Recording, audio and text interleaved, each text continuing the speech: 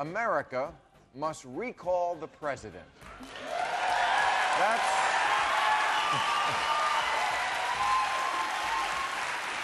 That's what this country needs, a good old-fashioned California-style recall election. Complete with Gary Coleman, porno actresses, and action film stars. And just like Schwarzenegger's predecessor here in California, George Bush is now so unpopular, he must defend his job against Russell Crowe. Because at this point, I want a leader who will throw a phone at somebody. Yeah. In fact, let's have only phone throwers. Naomi Campbell can be the vice president. Now, I kid, but seriously, Mr. President, this job can't be fun for you anymore.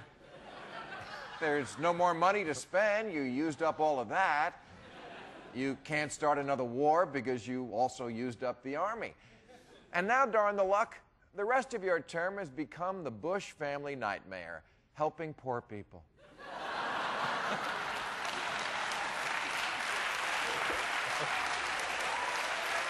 Yeah, listen to your mom. The cupboard's bare, the credit card's maxed out, and no one's speaking to you. Mission accomplished. Now it's time to do what you've always done best. Lose interest and walk away. Like you did with your military service, and the oil company, and the baseball team. It's time to move on and try the next fantasy job. How about cowboy or spaceman? Now, I know what you're saying. You're saying that there's so many other things that you, as president, could involve yourself in. Please don't. I know. There's a lot left to do. There's a war with Venezuela and eliminating the sales tax on yachts. Turning the space program over to the church and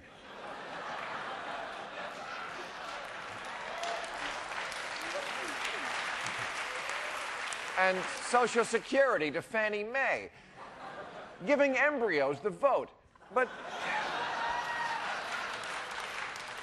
sir, none of that is going to happen now. Why? Because you govern like Billy Joel drives. You've performed so poorly, I'm surprised you haven't given yourself a medal. You're a catastrophe that walks like a man. Herbert Hoover was a shitty president, but even he never conceded an entire metropolis to rising water and snakes. On your watch, we've lost almost all of our allies, the surplus, 4 airliners, 2 trade centers, a piece of the Pentagon, and the city of New Orleans. Maybe you're just not lucky.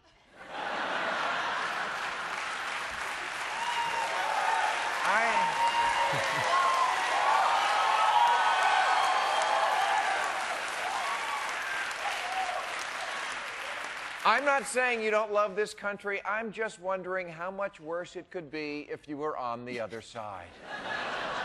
So yes, God does speak to you. And what he's saying is, take a hint.